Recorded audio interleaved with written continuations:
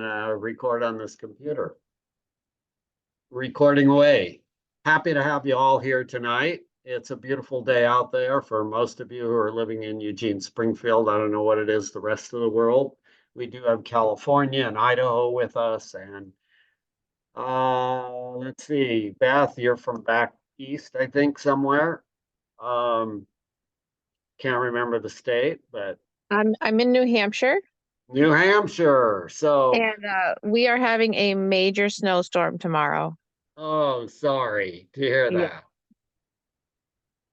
But Yeah. welcome to the class tonight. So we've got almost as many people from out of state now as we do from in the state, which is kind of interesting, or in the city.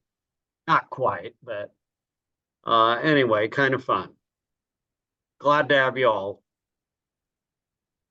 Tonight's an open forum, and I don't know, Scott, if you have some announcements you want to make. And We'll just, I guess, start off with, is there anybody new to the classes that hasn't been here before and wants to introduce themselves and let us know how you found out? Louis. Hi, my name is Luis, and I recently went to the doctor and they just recommended I take this class.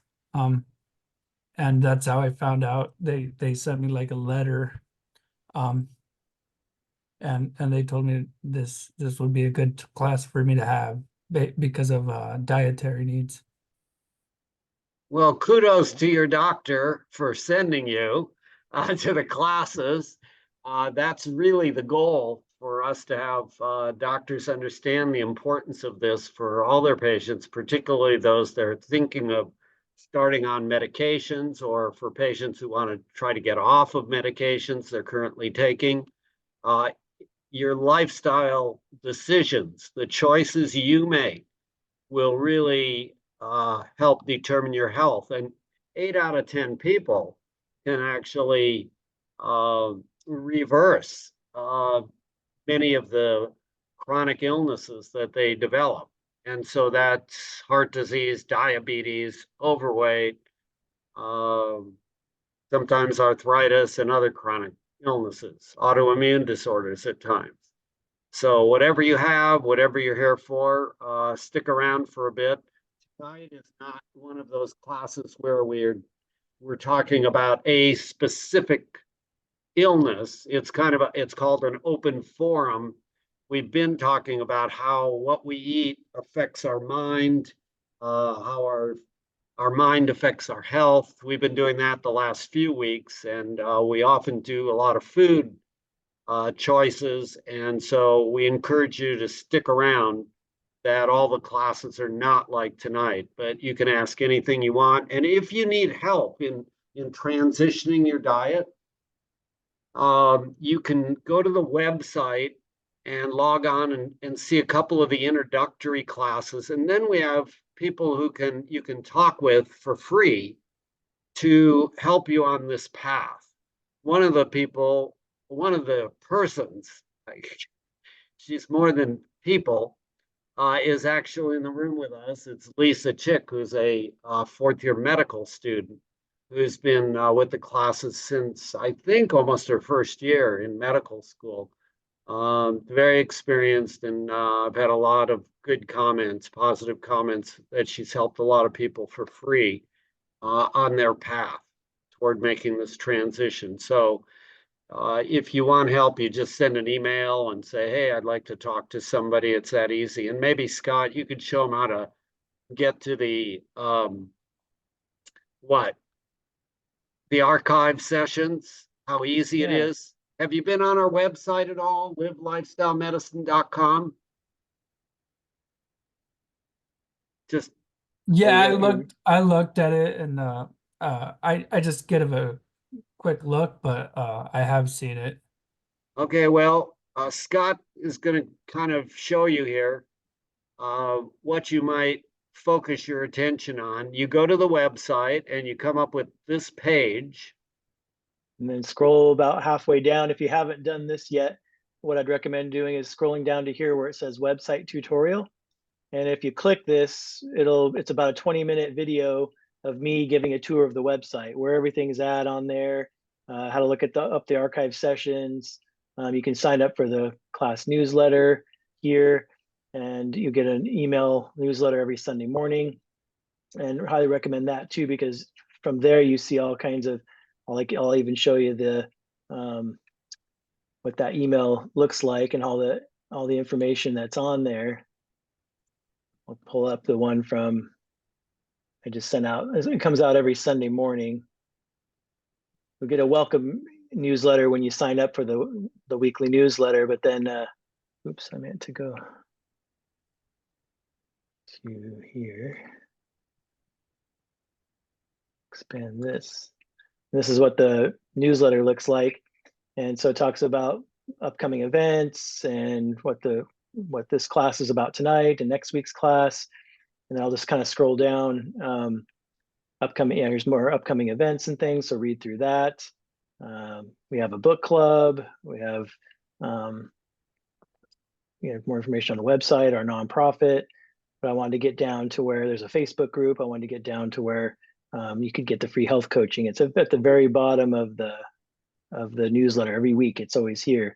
And you can click on this right here and sign up for the health coaching online with Lisa Chick. So that's there. But so anyone that's new to the newsletter, I recommend you read through that every week, because there's all kinds of bonus information about all the different things that we got going on, events, community events, free education stuff. Since I'm on this page, just want to bring up a couple of things that are coming up. Of course, we have the in-person classes at the YMCA starting again April 14th, which you can sign up through the Eugene Plant-Based Providers website there. We have a free grocery store shopping tour coming up on April 24th, and you can sign up for that. It's sign up only, because there's only 20 spots available for that. And you can sign up on the upcoming events page for Eugene Plant-Based Providers there. And then starting in May, we have our community walks every month. Those are also available. You don't have to sign up for those, but I just wanted to kind of show you that so that you can get that newsletter, so you can always kind of know what's going on. But you can usually also see what's going on just by exploring the website, this website, as well as the Eugene Plant-Based Providers website, which you can also access from the class website. And that's where upcoming events are and all kinds of stuff. So, so anyone new to it, sign up for the newsletter, number one, and then newsletter, and then watch the website tutorial on the homepage. I think those would be the two major takeaways for anyone that's newer to this. Can you go back to that page one more time and go to the archive tab to show them where the two introductory classes are? Sure. And I show where all that stuff is on the website tutorial, but let me go ahead and show there so you have that. Back to the website, and it's under resources. Oh, wait, class archives. Class archives. Click on that, and then it has all the last few years actually. But you can just go to 2024 classes to get back to the start of this year, and right here. So here's introduction class, two different introduction classes here, and then some of the other topics we've covered so far this year. A couple of classes on meal preparation and planning. You see the open forums throughout, and then weight management, calorie density, a couple classes on weight management, and then we since March, food addiction, behavior change, and a couple of classes on our mind and health. And then of course you can see on the home page, you'll see the most recent class here, always on the home page, and that would be last week's class on how our food affects our mood and forgiveness. So that was here. And then also at the bottom of the homepage, let me go back real quick. Go back to the home, and then go all the way down here. And here's the upcoming calendar. So here's tonight, and then next week I'm doing nutritional myths and other popular diets, and then diet wars coming up with Charlie, and another open forum. And then April 30th, we have a two-part series on diabetes. So if you're interested in diabetes, that's coming up.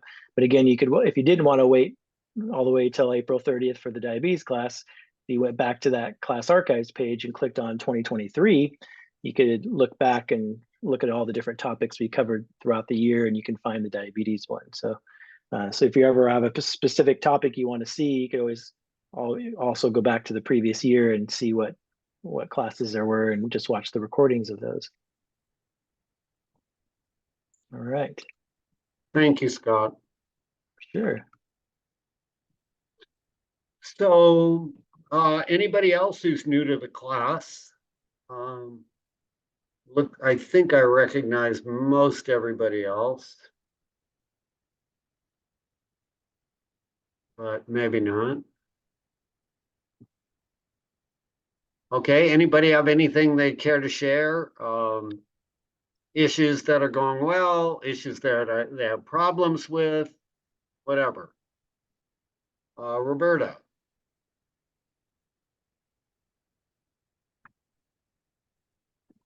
Maybe you just logged on and are just unmuted.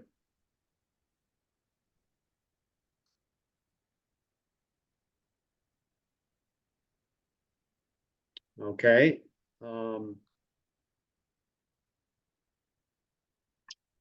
So any questions? No questions? Oh, go ahead, Kim. I just wanted to say that I've joined a couple of vegan meetups in the Bay Area, and it's surprising how many people come out when you have a function and you get people together. And that's a little bit the idea of that talk that I went to with Dr. Stoll, who talked about creating potlucks in your neighborhood, you know, in your community. And I know you guys are doing that, but if you're not living near Eugene and you don't, then create your own meetup. And it's a really great way of getting together with people and sharing ideas and recipes, and people will come out of the woodwork. If you invite them, they'll come. Very good thought. I have a question. Yes, go A ahead, couple of Barbara. questions, actually. When you're looking to boost your calcium, are there certain combinations of foods or foods for maximum absorption? Because what I've been researching, and I think Dr. Greger just had something about calcium supplements, and they're not maybe the healthiest way to go. And I'm wondering what everybody's thoughts are about raising your calcium in the whole food plant-based diet. Greens and beans is my comment. And then Scott, maybe you could kind of go into the problems with taking calcium supplements and whatever else you want to share. Sure, yeah. So you're right about the calcium supplements. Taking those have been shown to increase risk for both heart attack and stroke, because it tends to cause a natural surge in blood calcium, which causes what's called a hypercoagulable state of the blood. So it makes the blood more likely to clot. And so it's not recommended. This is from the United States Preventative Services Task Force. They do not recommend taking calcium supplements. And so, yeah, just like Charlie said, beans and greens are your best sources for calcium. And one thing to think about is, if you look at, and Dr. Greger talks about this in some of his videos, and we talk about this in the osteoporosis class that we'll have coming up later in the year, is that whenever you look at guidelines around the world about calcium specifically, when there's a huge discrepancy for one particular country, it throws up a red flag. And so that red flag is for us here in the United States. So pretty much every country, every first world country, that has nutrition guidelines, not every country puts out nutrition guidelines, but all of the countries around the world that put out nutrition guidelines, they only recommend between 600 and 700 milligrams of calcium a day. But here in the United States, we recommend 1,200 milligrams a day. So when the consensus is that we need half as much as what the United States does, then you kind of have to say, well, why is that? Well, we have a dairy industry that has influenced the calcium recommendation. So kind of keep that in the back of your head. And then another is that there are actually, this is actually funded by the dairy industry. They actually wanted to try to help with their marketing. They wanted to find cases of calcium deficiency in the medical literature to say, hey, see, calcium deficiency happens, and we need to, tell people to eat more dairy products so they can get enough calcium. And when they did the research and looked through the literature, they could not find any cases of calcium deficiency anywhere on the planet. So anyone that's eating enough calories on a natural, reasonable diet gets more than enough calcium. So calcium is not really a nutrient of concern, for example, to be honest, it's not really something you need to really worry about. But getting it from eating lots of beans and greens and things like that, like we talked about, because it's a mineral, it's in the soil, so any plant's going to have calcium. One thing to kind of be aware of, though, is to make sure that you don't eat too many what we call high oxalate vegetables. So that would, the big three, the largest three are spinach, Swiss chard, and beet greens. So Swiss chard, spinach, and beet greens are really high in oxalate, and oxalate actually blocks the absorption of calcium. So it doesn't mean you can't eat Swiss chard, spinach, and beet greens, but just don't go overboard eating just tons and tons of those and not other greens and other whole plant foods. So because then that would block some of the calcium absorption. So that's the thing. Just eat a natural diet, mostly whole plant food diet. You'll be getting plenty of calcium. Mhm. Yeah, Okay, some of the other greens are kale and collard greens and arugula. They're all good. yeah, great, thank you. You're welcome. I had another question too. Oh, actually, I have a couple more questions, but Fire away. one of the things that is on Dr. Greger's app is keeping your bed in Trendelenburg position. And I've been trying to find on his website, and maybe I'm just not looking in the right area. I mean, I know what Trendelenburg is, but can one of you speak more to the process of doing that when you're sleeping, the benefits? I was trying to find it on his website, but so far I haven't, other than that we should be doing that. It feels great to do it, but I was just curious about the physiological mechanisms. So on his 21 tweaks on the app, Greger's Daily Dozen, he says try spending at least 4 hours a night lying on your body, tilted, head down 6 degrees by elevating the posts at the foot of your bed. Be extremely careful when you have a California king, or let's see, or more inches if you have a California king. Be extremely careful when you get out of bed, as this causes orthostatic intolerance in most people, even if you're young and healthy, meaning if you get up too fast, you can feel dizzy and faint or lightheaded and could fall and hurt yourself. So get up slowly. Drinking 2 cups of cold water 30 minutes before rising may also help prevent this potentially hazardous side effect. I'm not sure exactly how you'd get cold water if you're in bed sleeping, but I guess that's his recommendation.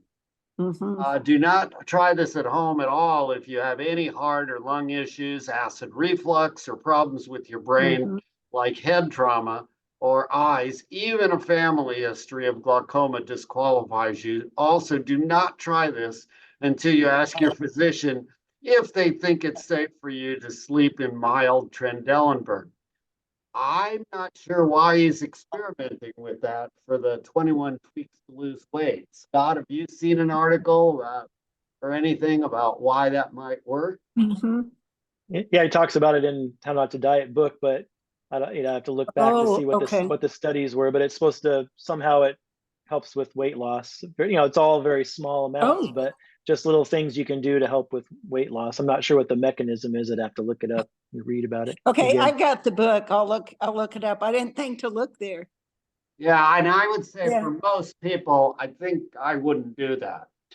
Yeah, I agree. Yeah, I just thought it was interesting to use that position, so. I think it's interesting too. Thank you for bringing it up. We are learning. I actually did no reading on that in the Yeah, past. I haven't seen any videos or blogs or anything about it, so, but I will look in the How Not to Die book. Very good. Yeah. Any other questions? I do have another question Okay, about and then the- we'll get to you, Rob, after. I can wait too if, No, you're okay. We'll yield the floor for another few minutes for you. The Okay. questions are good. the Garden of Life supplements, they're organic, raw supplement. I don't necessarily want to use it for the protein because I think I'm getting enough protein through my natural diet. But I like the flavor that it adds to my smoothies. And mostly probably it's the vanilla. What's the thoughts on the raw organic supplements like that, in terms of using that? My thought is, I'm not going to spend my money on They're things that expensive. are not necessarily proven to really attain health. I will say that supplements are not regulated, and oftentimes you find contaminants. Oftentimes you don't actually have the ingredients that are stated in those. And so if you like vanilla, get some vanilla and put it into your smoothie, is my thought on this particular topic. I'm not a big fan of supplements. McDougall's not a big fan of supplements. Gregor's not a big fan, except for what? Vitamin B12 and vitamin D, and perhaps the DHA EPA supplements is a debatable topic, but he'll say, he would probably do that. So other than those, other supplements are probably not indicated unless you have a definite deficiency. Anybody else have any thoughts on that? Scott or anyone? Well, there's different kinds of supplements. I didn't know if the ones that she was talking about were just like dried up vegetables. They have those supplements they're just basically fruits and vegetables that they're powdered up and they're not really a supplement in that respect. It's just a dried up fruits and vegetables. There are those that are out there, but again, I would say those not probably worth the money. Just eat lots of fruits and vegetables and you'll take care of that. But yeah, if it's a supplement that's a vitamin or protein and some of those kinds of things, you don't really need those. And for the most part, it's unregulated, like Charlie said, and you can spend your money elsewhere. Okay, thank you. Yeah. Just Thank you curious. for the questions. So Yeah, you're Rob welcome. next, and then Joan. Testing, okay. I found it sort of interesting that when I started chemotherapy about 3 years ago, the first thing my doc did was prescribe calcium chews. Also take me off any of the antioxidants I've been taking for 30 years. And I was allowed vitamin D and zinc. That was it throughout the chemotherapy. Otherwise, you've got direct conflict. Okay, that was fine. And about the bed, I have this weird conflict between a nephrostomy situation, nephrostomy bag, that needs to have trunk up, legs down. And, oh, you want to drain your legs at least an hour twice a night? Oh, sure, I'm going to get up and set an alarm for that. So I play bed roulette all night long. And sometimes I just have to say, screw it, and hit the flatten button and just go down flat and just start over. So I hope that elevating feet is not a really important thing, because I'm supposed to keep this stupid nephrostomy thing draining downwards and not have it go backwards. So I said to them, thanks for the easy pointers. I'm on my own, huh? And they said, well, kind of. So I personally don't have any experience with that. I don't know if Scott does or Alice perhaps might have some experience with that. I don't see it going wrong. I mean, so far, I don't see anything backing up the hose or creating pain or something like, okay, I'm off. Well, I do not let the nephrostomy drain backwards because you could get an infection. So you keep it draining down, gravity for that. That's exactly what they said. Yep. You know, this was new to me, this Trendelenburg business, but I'm thinking, you know, craniosacral flow and that's good. But what if you did a little yoga? And I don't know for you, you know, like, again, you never want that nephrostomy to drain backwards, but like something like a downward dog pose where you bend over and your head's lower, not for 4 hours, but you know, there are ways to do it during the day. I think getting your head lower, if you have no reasons, is probably good for you. It's a good stretch, like bending over, but I don't know, sleeping in Trendelenburg and then getting up and passing out, that sounds really kind of worrisome to me. I never jump up. I mean, I flatten before I get up, and then I elevate the trunk and give it a 2 or 3 minute thing just to let the brain orient again to up and down. And I was told, don't let it go backwards up the tube. And so far, that doesn't seem to be a problem, but there's no metrics for it. I guess if you're not turning red or exploding, it's not going backwards. So they say, keep on doing it. Great, thanks. But I like the idea of inverting. You know, I think it's good for us. Like as we, you know, as we mature, we lose our balance. And part of our balance is our little canals in our ears. We have fluid in our ears. They're called semicircular canals, and they help us tell our position in space. So I think kind of challenging that, but I don't know about 4 hours a night. I think we can do it with nice stretching and like a little bit of yoga and forward folding and things like that. But I probably, you know, being able to move around in space, I think is really good for us. Well, one more thing then. Okay. I have an unusual set of challenges, which is an ostomy, and then a suprapubic catheter on the left leg, and then nephrostomy on the right. And I said, you know, do I get a gold star for not being functionally insane after you sprung these things on me in 1 year? Great. So mostly I just try to do a mix of things, and I don't sleep deeply inverted at all. It's usually a little bit of trunk elevation alternating. I'll go away now.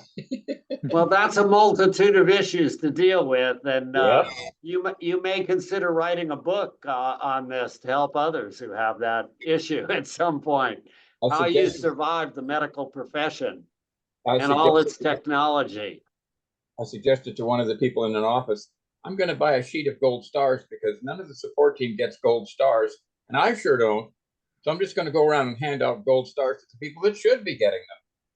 So yeah, you're right. It's been challenging, let's just say. Okay. Kudos to you. Thanks for sharing that. Okay, Joan. I just wanted to give words of encouragement to anyone that's new, like Louise. Please don't give up on this Tuesday night event, except for Dr. Ross and Scott. We're all learners here, and the more you read, the more you come to class, the more videos you watch, the better it is. Please remember, we were all beginners, and to a large extent, we still are. I lost 44 pounds. I got off blood pressure medicine. I feel great. And so I would say keep going. And regarding information, last week I asked about books in Spanish. And so I looked, and Dr. Greger's How Not to Die is available in Spanish, and so is, I think, How Not to Diet. Both are on Amazon, if that's of help to anyone. There were some other books, but these are the ones I was looking for. Joan, could you expand just slightly more? How much did this cost you? How difficult was this making the transition? You know, issues like that people are concerned about. This cost, no, this saved. When I think of this process, it's saving. Probably if I spent money on anything, it was books, because I really like all the books that people keep presenting, and Lisa keeps presenting in the book club. And I like this support, and I like coming to classes and hearing different people ask different questions all the time. The benefits are they just keep happening. They just keep happening. And where else can you find this kind of personal attention and answering your questions for free? And just know it's here for you every Tuesday night, Sundays if you want to go to that class. Potlucks are fun, to watch those videos and try out new recipes. I just think this is the most awesome thing happening. And I'm slowly getting family members to come on board. And that is a big reward to me, to see the health of people I love turn around. So I can't praise this enough. Thank you, Joan. Thank you, Joan. Anybody else? Was a question in the chat about vitamin D and vitamin K. So that kind of plays off of the calcium we talked about earlier.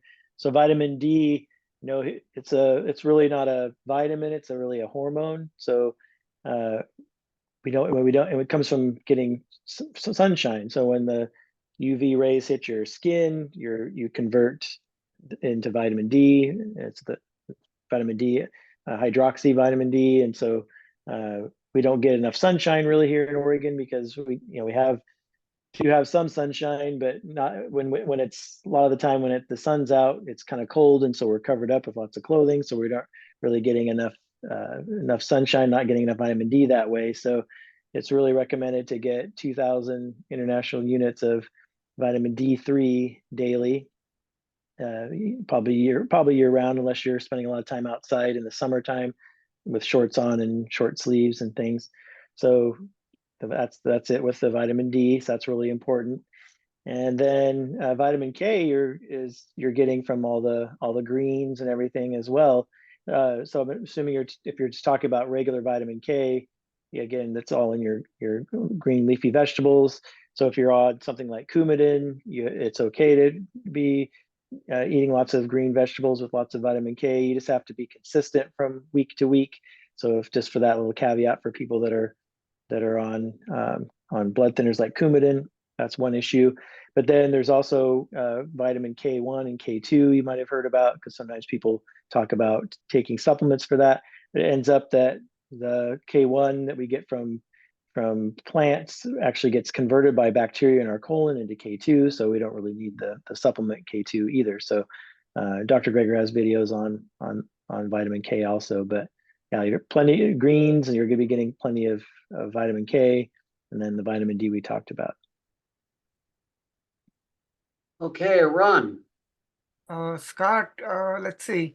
I was told in one of these, I guess, workshop that I attended with some of the doctors that you recommend, that CoQ10 is something that people in our age group might like to take, either 100 milligrams or 200 milligrams. Do you have any comments on that? Yeah, just that really what I've read is the only people that really probably need CoQ10 is people that take statins for cholesterol, because it depletes it. But other than that, I don't think really need to be taking a supplement of that. But I think Greger has a video or two on that as well. And what does it have? What does CoQ10 have? What is it? What is it? What is the components of CoQ10? What is it? it's an enzyme of some sort, but not sure. I'd have to read more about it. But it's just something that gets depleted by statin drugs, but it's just something that's naturally in things you don't really have to worry about as a deficiency. It's not a problem unless Oh, you I take see. statins. Okay, they also said in the workshop that as you get older, your body cannot make that enzyme or something to that effect. I guess maybe I should ask them that. So CoQ10 is a substance that helps convert food into energy. It's found in almost every cell in the body. It's a powerful antioxidant. And so, as Scott said, statins tend to lower the levels, so it's recommended to take CoQ10. But for the rest of the people, I agree completely that it's not a necessary thing for you to be supplementing with.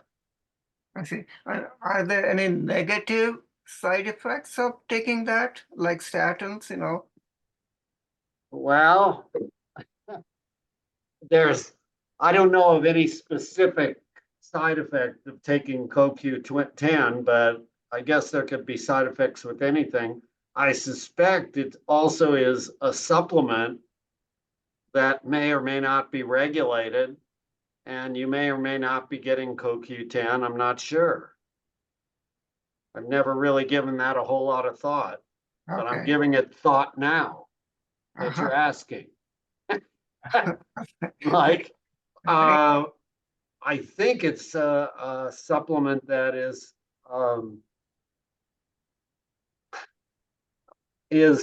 an unregulated when you buy it, you know, off the shelf, whatever it might be. So it may have what's in there, or it may not. And if it has something other than what it claims to have, then that could cause you side effects. You know, like a little toxic metal, like arsenic or mercury, you know, you don't want that if you don't have to have it. Right. Okay. Thank you. Thank you. You're welcome. What's your thought on that, Scott, as far as CoQ10? Do you think it's unregulated? Well, if it's a supplement, it's going to be unregulated. Yeah. And I was just looking at natural sources of CoQ10 in food. It's, of course, it's in meat and organ meats, but it's also in nuts. I'm just looking up some of it's also in whole grains, broccoli. I'm looking at all the plant-based things: soybeans, oranges, peanuts, pistachios, sesame seeds, spinach. So forget the supplements and just eat the whole foods like is recommended, you know, like they're grown in nature, and you should be fine. Yeah, it's like what I'll be talking about. It's a good segue into what I'll be talking about next week, is those nutritional myths and other popular diets. It's kind of like you know, we think about deficiencies so much in our thinking about nutrition. It's all the the deficiency mindset, which we don't have diseases of deficiencies in this country. We don't have, you know, people don't die or get sick from nutrient deficiencies. They get sick and get chronic diseases from nutrient excesses. So too much fat, too much salt, too much meat, too much of everything is what's causing the problems. It's not deficiencies. And so we have to really think about, just keep our mind, you know, keep the eyes on the forest and not lose it through the trees. So yeah, I'll talk a lot more about that next week. Run on in the chat room, Yolanda says that Dr. Greger has a video on how to regenerate CoQ10 naturally. Okay. On his website. Thank you, Yolanda. Thank you. Yeah. Okay, Candace. Hi, I just, not to belabor the point, but for your medical people, I know our bodies have natural loop feedbacks. This is from my Anatomy 101 class years ago, where we had the sodium potassium pump, and there's some other calcium feedback loops. And when you start taking supplements, especially if you're taking like diuretics or other medications, you can really end up in trouble because you're messing with those loops. And I think our diets, if we eat a healthy diet, we're getting just the exact right amount for our bodies to function with, needing those without throwing us into disequilibrium from taking too much supplements of something but not another. And then there's a whole science around that. So maybe you guys can, you medical people can address that a little bit.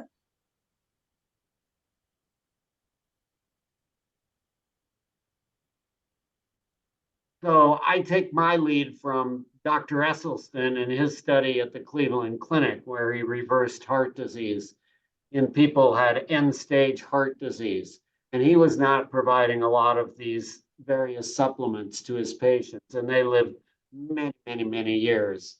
I believe over 20 years past the time of their diagnosis after having multiple heart attacks and stents and bypasses, and they just stopped when they started eating healthy. And again, he wasn't doing, from my understanding, any major amount of supplement. So that's where I take my lead. Anybody else?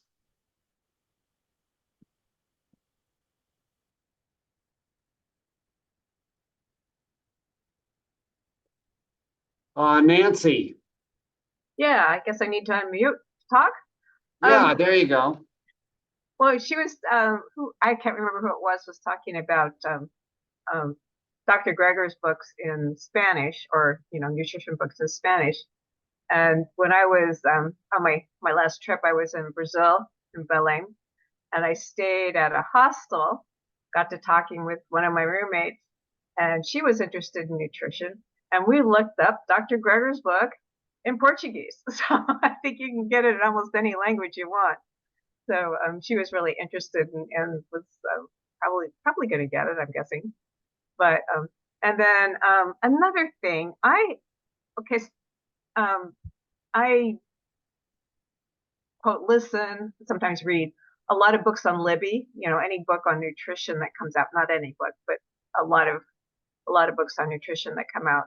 And so if people want to, the thing about Libby is you don't have to buy it, but if you listen to it or read it and you think it's a really good book, then it's worth your money. You know what I'm saying? You know what you're getting rather than just buying, who knows what kind of book, because some of them are a little, shall we say, off. And then, okay, so one book I did read and kind of fascinated me. I haven't heard any talk about it. It's called Metabolical by Robert Lustig, Dr. Robert Lustig. And I was just wondering if anybody knows anything about that. He's like really, he says fructose is kind of the devil, the devil in our food, so to speak. And which, I think is definitely a problem, which you don't get a whole lot of, well, I guess if you eat fruit, but again, he says, if you're eating the whole fruit, it's not so much of a problem as when you drink the juice or, the high fructose corn syrup and the energy drinks and soda pops and stuff like that. So anyway, if anybody can kind of fill me in on what's going on with that, I'd be interested. Well, Lustig, in my take on from what I've heard from him, he focuses huge amount of attention on fructose and sugars and that's the only culprit in the world. I don't hear him talk at all about fiber, and fiber is really the deficiency that we have in our diet, which is it's the food that feeds our microbiome, which those bacteria produce butyrate, which are anti-inflammatory and which give us a feedback that we've had enough to eat. So since he places so much emphasis on the free sugars, the refined sugars, he's right on that respect, but he's kind of not, distracting away attention from the fact that you're not getting enough fiber from just avoiding the sugars. If you just avoid the sugars, you wind up eating meat and perhaps dairy and other foods, which I don't think does much badgering about. But none of those foods have any fiber in them. There is no fiber in meat or dairy or eggs. And so I've never heard him talk about fiber. Has anybody else heard him talk about the aspect of fiber in the diet? Yeah, I saw him speak at a nutrition conference back in 2018, and he's a pediatric endocrinologist, so that's kind of where his camp is the, as Charlie said, the sugar. So he even said at the conference he's supportive of a plant-based diet, but he does really focus on, he's kind of in a really narrow lane. But so yeah, he's kind of more from the low carb, so to speak, area of things, but not, he's not like super, he doesn't think people should go out and eat keto diets necessarily or anything, but he is supportive of eating more whole plant foods, but he does tend to focus his research and his books on just the sugar is the enemy kind of thing, which we, like Charlie said, we agree with. It's just maybe it's a little too reductionist, a little too narrow focused on overall health. And so that's just one warning when you're reading his books. Alice. Yeah, I love him. I've read all his books. Metabolical is just one of maybe 3 or 4, but they're all really good. He is a pediatric endocrinologist who worked in like Los Angeles, I believe, in really poor neighborhoods where he saw tremendous childhood obesity, food deserts, kids growing up on, soda and white bread. You're right. He doesn't talk about fiber and whole food plant-based, but I think the population he was working with was starting in, like, they ate 3 meals a day at McDonald's. And so just getting the sugar out was his focus for these kids, and seeing huge obesity issues and diabetes in young children. So you're absolutely right, but I think the population he was working with, I don't think they were ready for that. Well, now, couldn't he have encouraged them to eat cans of beans, cooked rice? Those are inexpensive kind of options other than the fast food McDonald's burger. He could have incorporated, get away from all that free sugar and all the processed crap that you get at the fast food places, and just replace it with some starches, potatoes and beans and oatmeal, inexpensive kind of foods. And maybe they were in a culture that they couldn't heat up or cook anything. If they're on the street, you can't, how do you help those people really? I mean, you have to just bring them healthy meals. But he just, in my mind, for the little bit that I've heard him, I was just waiting for, where's the fiber? No, you're right on that. I do think he gives a really good explanations about why concentrated sugar is so unhealthy. And, talks about maybe whole fruit as having fiber and slowing that sugar absorption. So, he alludes to it a little bit. I'm still a big fan. Okay, we don't want to take that away from you. Well, I think one of the things he is really into is trying to get the school meals more healthy. We'll work with him on that. Let me tell you, we are. Yeah, so I think that's one of his areas of focus. I mean, if the kids can even get one good, decent meal a day, I mean, that's better than now. I agree wholeheartedly. And maybe breakfast, because a lot of schools serve breakfast too. And I remember my son was young. One of the days they would have like sweet rolls, cinnamon rolls or something, something Yeah. like that for the school meal for breakfast. And it's like, Wow. or the cereal, the, what do you call it? The Granola. processed cereals and stuff. So, and milk, of course. So, yeah, I think if school meals could be improved. And one of the things I keep thinking is I've been reading about how kids nowadays, quote, don't even know how to boil water. And I Yeah. remember back when I was in school, there was home ec and shop. And I'm thinking it would be really good for high school kids to have a class in, kind of living on your own, like how to sew on a button and how to screw in, make a few repairs on the house, and how to cook.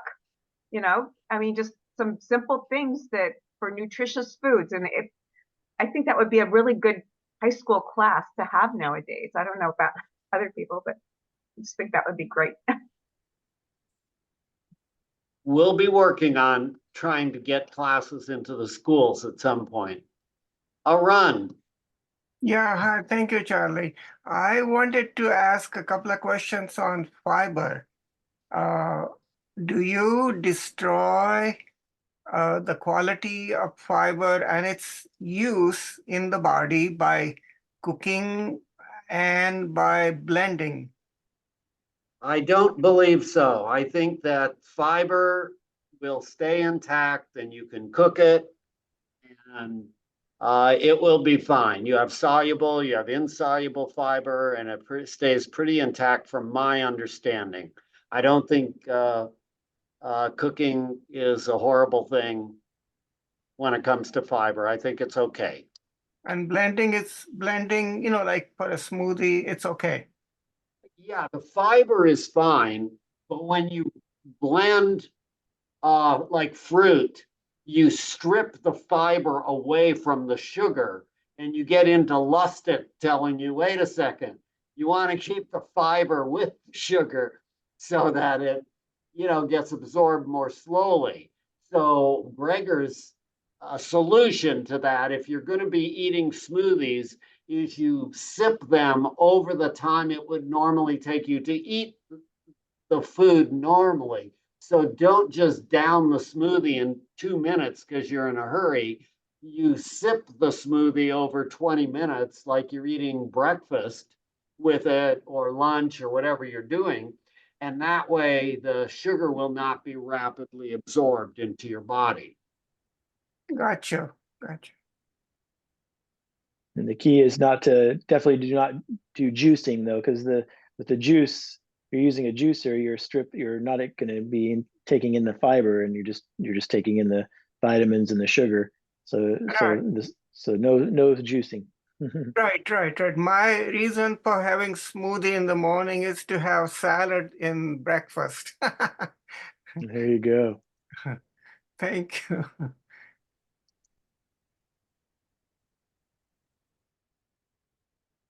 What else? We've been doing pretty good so far. I'm gonna see if there's not to put Luis on the spot, but I guess we haven't really talked about what kind of foods we recommend people eat for the best health, what the science supports, and it's a mostly whole food plant-based diet. So a diet centered around whole intact plant foods. So fruits, vegetables, beans, whole grains, nuts and seeds, herbs and spices. So whole grains that are intact, which would be like brown rice and oats and quinoa and bulgur and amaranth and farro. And like if you went to the bulk bin at Winco, for example, and you see all the ancient grains all that are there, that's an intact whole grain. And then potatoes, sweet potatoes, yams, corn, squash, and then all the other, if it looks like it if it grows in the garden, eat mostly that. That's what we're talking about doing here. And you don't necessarily have to be vegan, if you're still not ready to give up processed foods and animal products, no one's ever going to judge you here.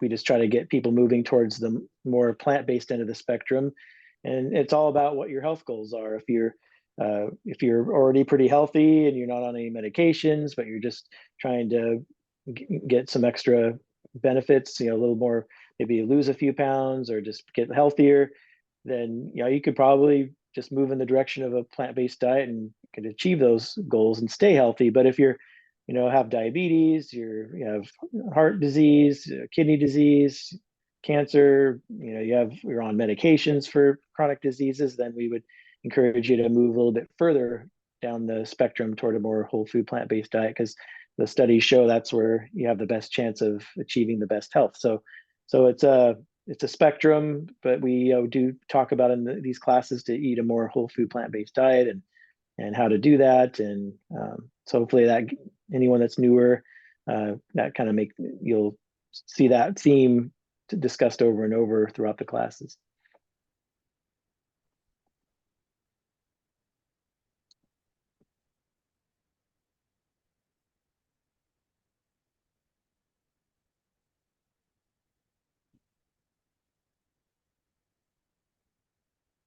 Nancy, and then a run. Okay, so I see you have a class or kind of a class. You go to Safeway and evaluate the foods, which I would be interested in doing it just for fun, so to speak. But I really don't need it because I eat pretty much everything I grow in my garden. I don't buy a whole lot of produce and stuff. And so I was just wondering if I could kind of be on a list that if it's not full, then I could go, because I don't want to take anybody's place that really needs it. So I was just wondering if there was some kind of thing like Well, that. yeah, you could go ahead and sign up on the website. If there ends up being more than 20 people signing up, which in the past we haven't had that, it hasn't really filled up in the past. When we've done them. So go ahead and sign up, because if they do end up having several more than 20, then they'll probably schedule a second one. So definitely go ahead and sign up on the upcoming events section on the Eugene Plant-Based Providers website. Yeah. So anyway, it'll be worth going to. Yeah. Okay. Yeah. Because like I say, I practically everything I eat, not everything, a lot of the things I eat, I grow in my garden. I even grew some black, it's kind of a derivative, not, it was conventionally bred. It's an Indian corn. It's really black, and it supposedly has 10 times more anthocyanins in it than blue corn. So, I like to do things like that. So nice. And I went to a couple of the tours, and I learned stuff because it's Sean Egglestone and Karen Booth. They're both dietitians at Mackenzie Willamette Hospital, and they're really knowledgeable. And I was glad I went because I learned a lot. I'll second that. I'll run. Thank you. Once in a while, I have gone to Eugene Vegan Education Network's events, and sometimes they have in-person workshops or lectures. And I was thinking it would be lovely if you and Scott wanted to do something like that for their potlucks or their events, like sometimes at the Unity of the Valley Church, for example. And if you are so inclined to do it, I can contact them and give them, a nudge on that side too. The answer is yes. You've become a volunteer for Eugene Plant-Based Providers, and yes, we want to give talks to groups that are interested. So you just try to find them, and we will try to make ourselves available. Sounds good. Thank you. Thank you. Thank you. Let's see, Rob, and then I think Yolanda. I think somebody who might be very interested in plant-based diets for children would be Chef Jamie Oliver, who seems to be single-handedly trying to reform the English or the British school system's approach to food for kids at school lunches. I don't know if he's teaching them how to cook, but he's been working very hard for about the last probably 10 years. I can look into whatever he's doing now and see if there's a contact link or something like that, because I think it would be a real great connection. Is he in this area? He's in the United Kingdom. That's the Well, interesting thing. He's a chef. I guess if it's through Zoom. Well, I mean, he's an international chef who said, these kids aren't doing well in school. Why? And then he looked at you and said, they're eating crap. And so he said, you can't just provide government money to feed them boxed cheese and horrible things that they were making school lunches out of. So he said, here's how you can do it with real inexpensive materials. And he transformed a lot of the kids' grades. So and they're very interested in learning how to cook themselves as well. So I realized when I brought it up, I should have probably done some homework on it, but I'll do that. Okay, and when you use the word crap, what comes to my mind is calorie rich and processed foods. Pretty much. Yep.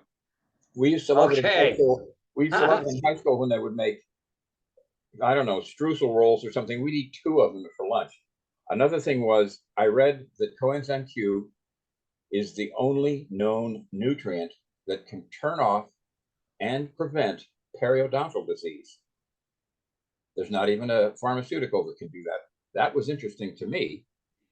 And I think it was important that you made the distinction between blender and juicer. Blender is not extracting, it's just beating up. And a juicer is separating. Yeah, Okay. very good. Can you tell me more about this thing? The RAP, the substance that you said reduces periodontal or eliminates periodontal illness, disease? It is the aforementioned and infamous coenzyme Q10. I didn't get it. It's CoQ10. Oh, that's what I thought you said, but I couldn't believe that. Well, Okay. yes. And that's pretty amazing to me. I think it's the only reason I don't have just a giant crater in my mouth. I'm fighting a losing battle, but I've got the drop curve almost level, which is what I need in my current situation. Can't just stop and go do a bunch of repairs. Anyway, coenzyme Q is really important in the production of ATP, and it's important for heart. And statins do knock the crap out of it. So it's one of the few times that probably a supplement wisely selected is a good idea. Muting. Yolanda, did you have, I saw you unmuted briefly, but Yeah, I just more question out of curiosity. I was working out in my front yard the other day, and this woman stopped to chat with me, and she told me that her cholesterol was 483.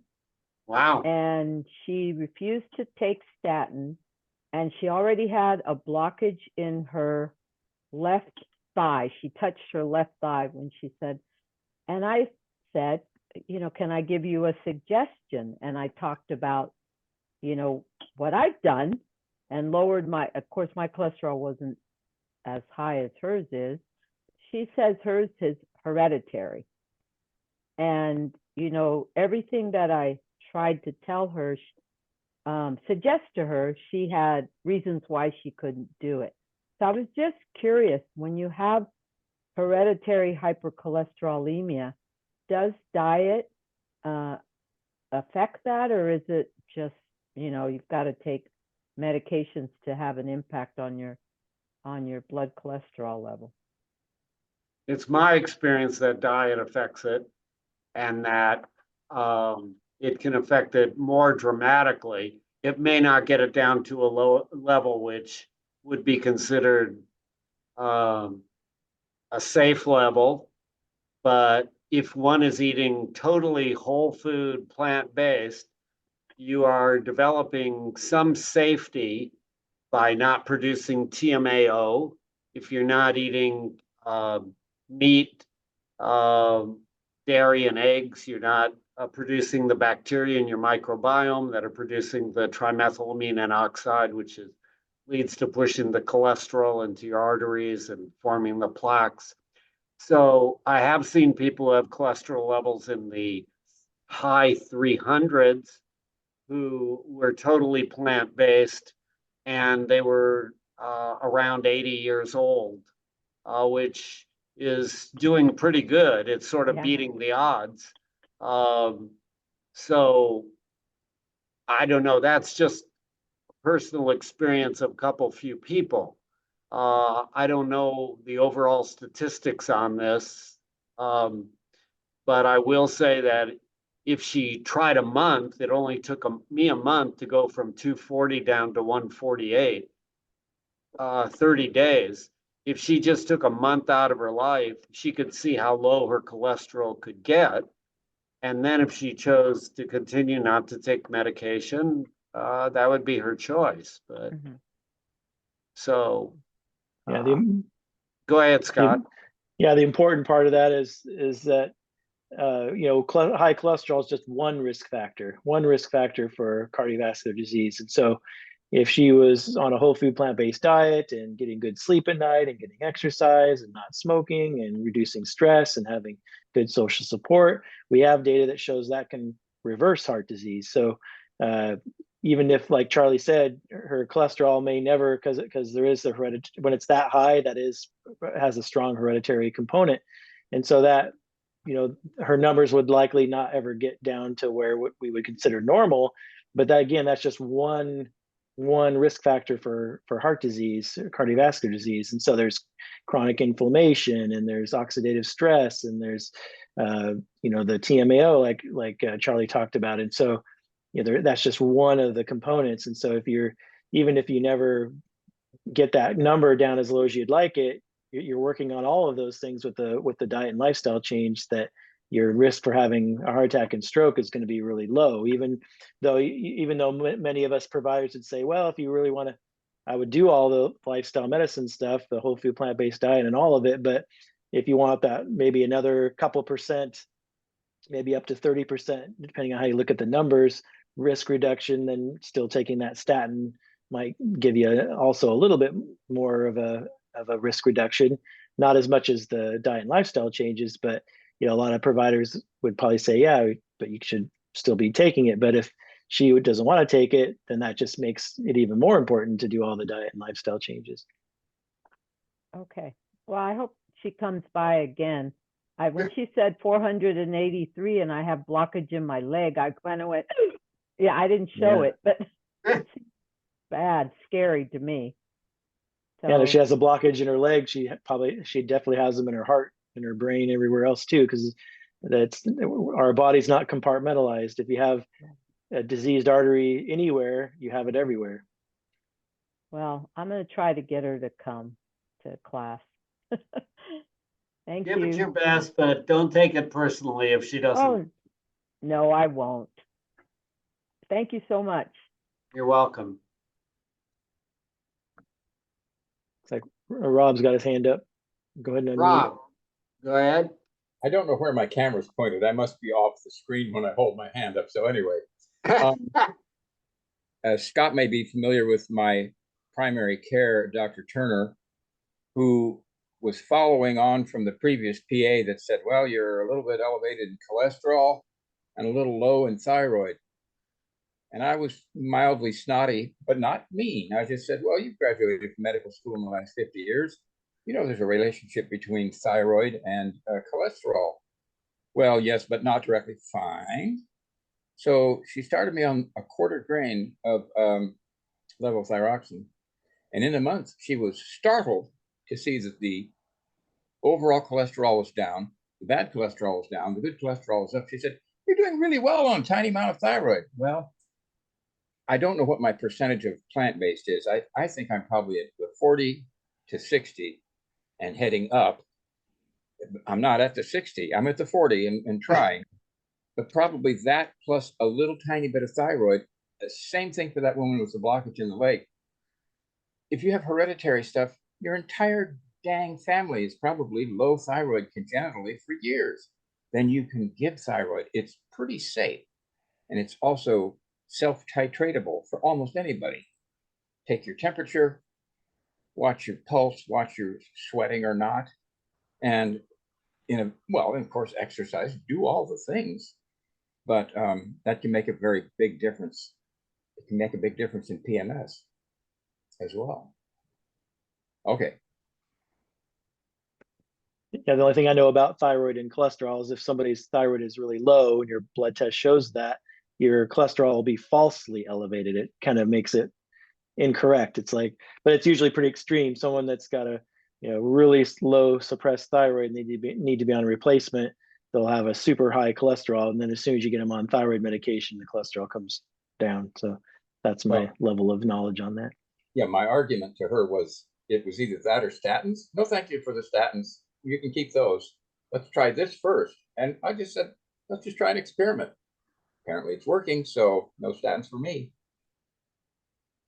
If your thyroid's functioning and you give thyroid, it can really increase your risk of osteoporosis, bone loss, more a problem for women. It's like, I wouldn't, and it can put strain on the heart. Like if your thyroid's low and you need a little bit, absolutely. But if you're using it as a stimulant, it really has some potential complications and side effects that you don't want, like osteoporosis, increases the risk of bone turnover, puts too much stress on the heart, does some negative things too. I wasn't referring to using thyroid as a party drug or anything like that. Just a tiny kicker is all. And then observe the results. I know people that have been on a grain or more for 20, 30, 40 years. Okay, that's when those kinds of problems show up. But a little bit, I mean, I think chemotherapy is probably a pretty big assault on the system. So I was willing to try something like thyroid long before I was going to say yes to statins in this situation. As it turns out, your thyroid was a little low before she put you on this. Yes, by TSH measure, yeah.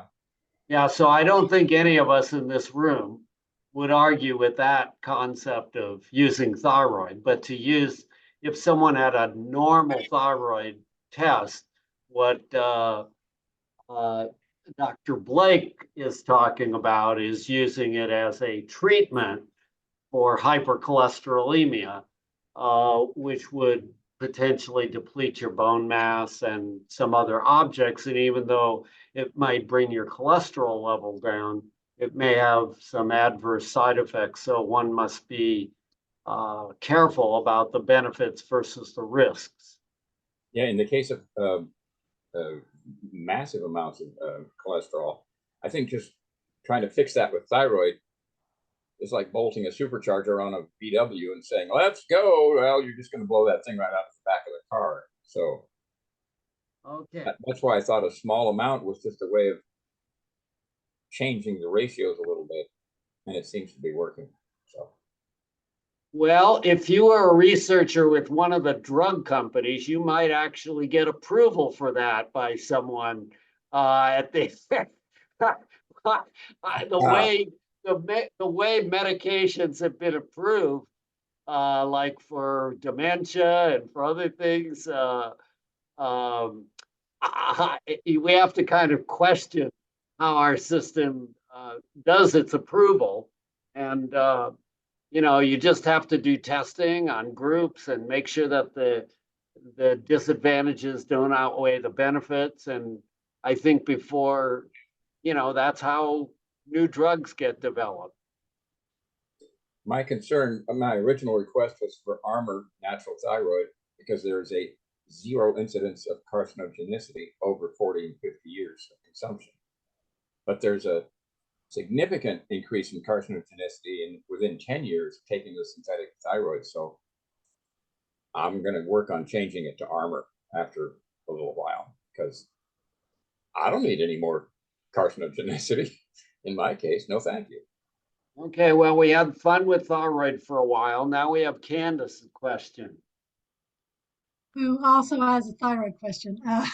So I'm on low dose levothyroxine for a little, borderline low thyroid. And I tried to go off of it a few years back, on my own, just because I decided. And I ended up with severe AFib from it. And the doctor said, no, you need to go back on the thyroid. What I'm wondering is, I was not on a plant-based diet at that time. So, looking now that I'm on a plant-based diet, is there any foods that help support the thyroid that if I try to at some point wean off it, um, that would help support that, that would be good for your thyroid, I guess? So I'd like to jump in a moment on that question. If you are eating a diet which is a low sodium, or you're having a lack of using salt or iodine in your diet, you can develop hypothyroidism. You need some iodine in your diet to have enough thyroid.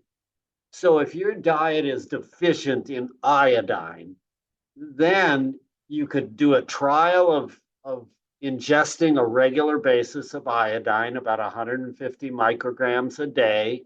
Do that for 6-8 weeks, and then repeat your thyroid studies then and see how things are going.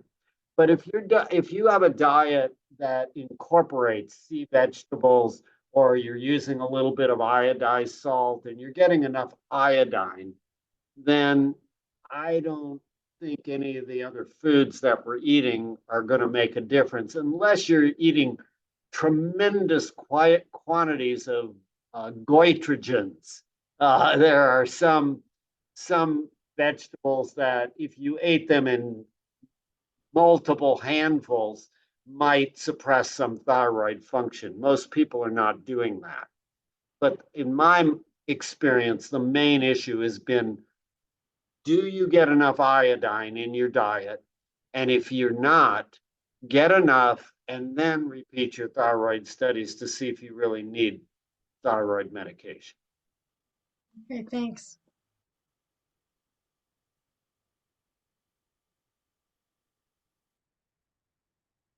I feel like I'm the conventional opinion here, but I just want to say that if your body gets used to being on thyroid for a long time, it really gets dependent on it. And if you try stopping it, it can take like 3 months for your own production to turn back on.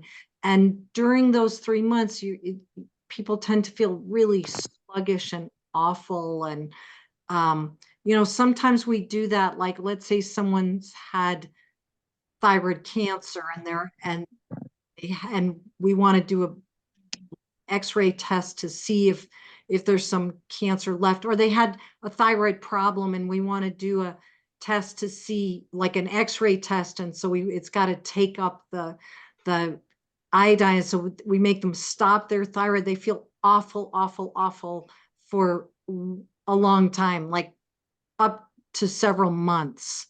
I'd be really careful about stopping your thyroid if you've been taking for a long time. Thank you for sharing that. That's why we like to have you in the meeting. Okay, Marcia. Oh, excuse me. Yeah, is there some, speaking of iodine, I went to the dentist last week and she was saying, if I understood her right, something about dentist ordered some iodine for your teeth to help with periodontal. I never heard of that before. Anybody else heard of that? I know sometimes the dentist will use like tetracycline, like a little bit of tetracycline locally, like they'll squirt it in pockets and things like that. Fluoride. Well, I know she told me to use some peroxide, of course, dilute it, rinse my mouth out, and just stick this pick in there. But I thought she said something about iodine too. I could have misunderstood her too. I just, I'm not sure. I haven't heard about using iodine locally and topically in the mouth. Oh, okay.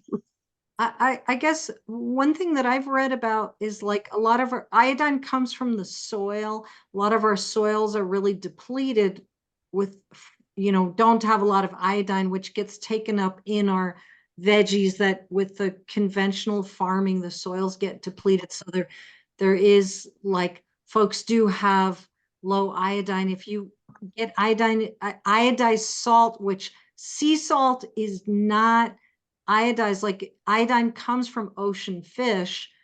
And I guess the fish take up the iodine in the ocean salt. I don't know, but it's the iodized salt where it's added is important if you want to support your thyroid. Yeah. For thyroid, I have nothing to worry about, but I have periodontal, periodontitis. Periodontitis. Yes, there you go. So maybe I might have misunderstood what she said too. So, all right. All right, Marcia.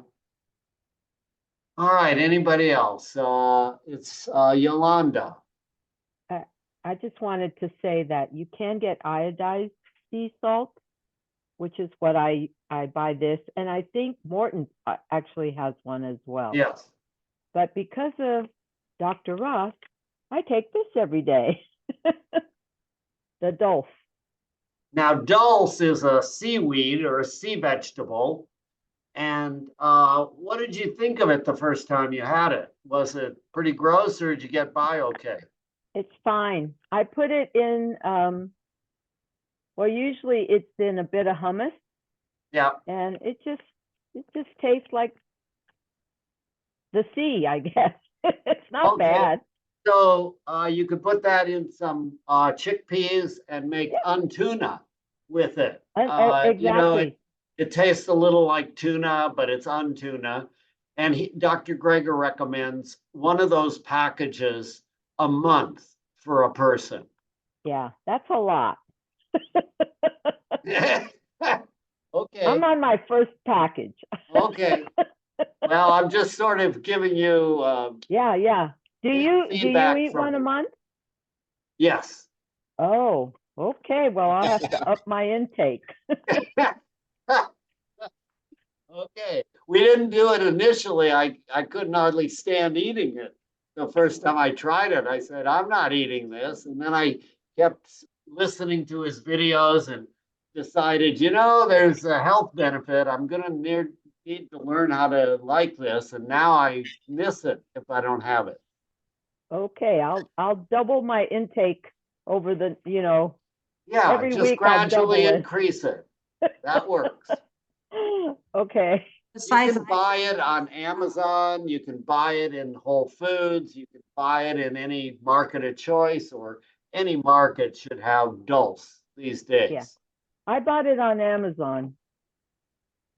What does it add to you besides iodine?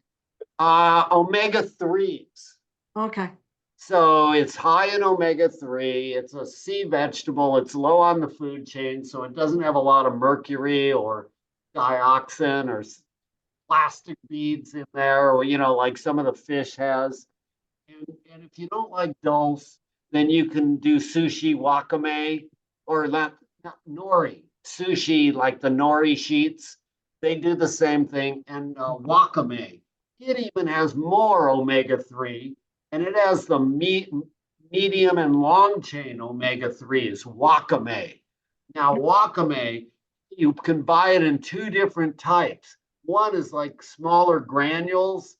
They all swell. But when you buy the bigger stuff, it's really like gelatinous, yucky, in my mind, almost unedible. But when you buy the smaller granules, it's really not bad. They're kind of crunchy, and you can spread them on salad, or you can put them in soup, and it works. So if you're going to eat a sea vegetable, see if you can tolerate wakame, because you'll get more of the medium and long chain, the EPA DHA, that, so you shouldn't have to supplement. Big sheets sound like quite a delicacy. The back of the package, Alice, says that dulse flakes are a fat and cholesterol-free food that is high in vitamin B6, a source of iron and vitamin B12, and an excellent source of iodine. There you go. I'm gonna have to eat more. Man, we have had fun. It's this hour and a half has flown by. What do you think, Scott? Yeah, it was lots of great questions. You guys were a really active group tonight. It was great. We really had fun. We thank you all for the questions and for your input, and you know, it really was a good class. And we're looking forward to your class next week, Scott. It's the myths and what? Their popular diet. Yeah, so I'll focus mostly on the nutritional myths, and then I have a little section on other popular diets. But if we don't get all the way through to that, we can always I can do it at the beginning of the following week, and then if you need more time for your diet wars, I don't know how much time you need for diet wars, but I can usually get through all the slides for nutritional myths and other popular diets in one class. And the diet wars, I can adjust that also. No big deal. So take whatever time you need. Sounds good. Hope you guys join us next week. It's been fun, everybody. Thank you. Thank you. Thank you. It's awesome. Thanks. Thank you. It was really Good fun. night. Good night. Good Good night. night.